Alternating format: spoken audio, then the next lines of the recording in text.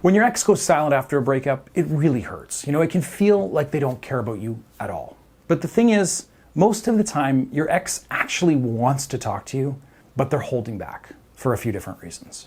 I'm Brad Browning, author of The X Factor 2.0, and let's talk now about why your ex has gone quiet.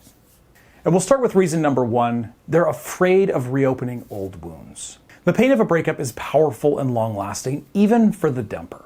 So your ex might care. They might want to talk, but they also remember the arguments, the tension, the hurt, and they're afraid to go through that all over again. And while they know that, talking to you could possibly fix things, they know it could also do a lot more damage, and they could still end up all alone. The relationship has become like a hot stove in their mind. They fear that even the slightest touch could be painful, so they stay away. They avoid, they suppress, they keep quiet, because reaching out means risking emotional pain, reigniting conflict, or getting sucked back into something that they're not ready to confront. It's really a protective mechanism rather than a sign of indifference. And reason number two is they want space to regain control. So when you go through a breakup, your life changes rapidly, and pretty soon it can feel like you're spinning out of control. And to avoid this uncomfortable feeling, a lot of people will do pretty much anything that they can to take back that feeling of power. And that typically means putting strict constraints on their own behavior so they can feel like they're in control again. And one of the steps they'll take is to start ignoring you.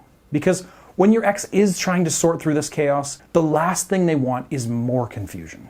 And talking to you, even if that's what they really want, introduces a huge element that they can't control. Put simply, they don't know what you're going to say or do if they actually respond to your messages. You could yell at them for hurting your feelings. You might break down in tears. You might try to sleep with them. Really, whatever you do, they're pretty sure it's going to totally destabilize the peace that they're trying so desperately to hold on to. And can you really blame them? I'm guessing the breakup itself wasn't exactly a calm, chill time. And now that it's over, both of you are probably a bit upset and emotionally unstable. So that's why they stay quiet. Not because they don't miss you, but because they're trying to emotionally detox and reset so they can feel sane again. And this is especially true if the breakup wasn't on their terms, or if you've displayed a lot of chaotic behavior since then. Silence is their way of saying, I need to feel like I have some control again. And then there's reason number three, they don't believe that things will actually be different. Now let's be honest, most breakups, they don't happen out of nowhere. They're usually the result of repeated patterns. Poor communication, unmet needs, jealousy, arguments, disrespect, all the small issues that really build and turn into resentment. And that resentment is really hard to let go of because that resentment is based on real experiences. The patterns that they've seen repeated so many times that they really just come to expect them. So then why would they expect really anything different from you now? And that really is a question that you need to be asking yourself as well. Why are things different now? What's changed that makes you think that it's going to work? Ideally, you do need to be able to answer these questions, not just because your ex is going to ask them, which they very well may, but because you need to be confident that you'll be able to make a relationship work where it previously failed. Now, this isn't to say that you shouldn't just admit defeat and move on, but that things need to change or you are probably going to wind up right back here again in a few months. Now, for many people, the shock of a breakup is enough to make them realize that they were taking their partner for granted, they were acting poorly and getting caught up on the small stuff. And for others, it's this wake-up call that will actually inspire them to make real lasting changes in their life that will allow them to be a better partner. But for some people, the breakup only makes their issues worse because it introduces this bad blood between the two of you. So think about this one and don't take it lightly, because if you don't think things are going to improve, then how can your ex? And until they're convinced that you've grown and that those same problems won't creep back in, well, that emotional wall they've put up will remain in place. And reason number four is they're waiting for you to make the right move. Now, sometimes your ex does want you to reach out, just not in the way that you have been. So have you maybe been chasing your ex, pleading with them for another chance, bothering them repeatedly, or trying to weasel your way back into their life with logic or aggression? Then you've been showing them that talking to you is just going to be a lot of pressure and negativity. And so you've actually been pushing them further away. Or maybe on the flip side, maybe you've been sending them, very boring one-word messages. Now, I actually see this a lot in my coaching clients, and I understand why. You're just as afraid to get hurt as they are, so all you're willing to venture is just a message saying hi or what's up. Now, I know you're scared, but this isn't doing anything to help reconnect with your ex. You're not really doing anything to inspire conversation. You're trying to put that job onto them, and they're not having it. So bottom line, there's a chance that they want to talk to you, but you're just not saying anything that's actually worth responding to.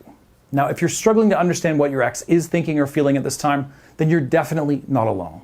And that's why I created my free quiz, which you can find right now at breakupbrad.com/quiz.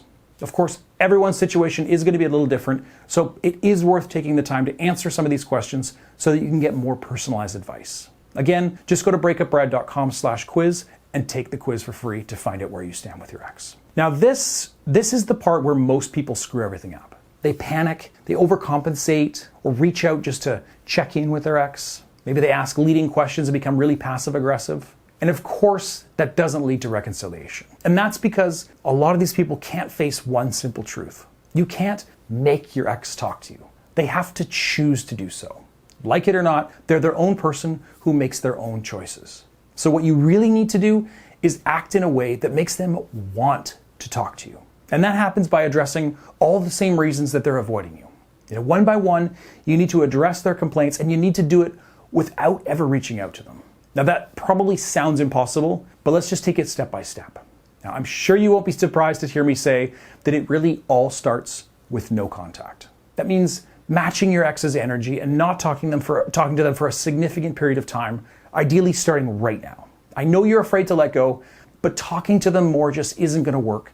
So what do you have to lose? They're not going to forget about you overnight, but they are going to start to forget about all the mistakes that you made, like begging and pleading, texting them too much, and just generally being pathetic. It's also going to give them a chance to feel in control again. Remember, that was one of the things that they were trying to achieve by going quiet on you.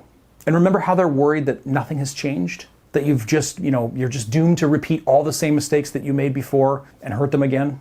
Well, the only way to show your ex that you've changed is by treating them differently. And you do that by giving them space, by showing strength, and working on becoming the best, most independent, and most stable version of yourself. When your ex sees you doing that, the dynamic starts to shift, curiosity builds, and walls start to come down. And that silence, that coldness, it breaks, and your love is there waiting for you on the other side. So to quickly summarize, your ex's silence isn't the end of the story. In many cases, it's just a temporary bump in the road, as long as you don't overcompensate and make it worse. Instead, you need to respect their space and actually use it to your advantage. If you can do that, you dramatically increase your chances of hearing from them again.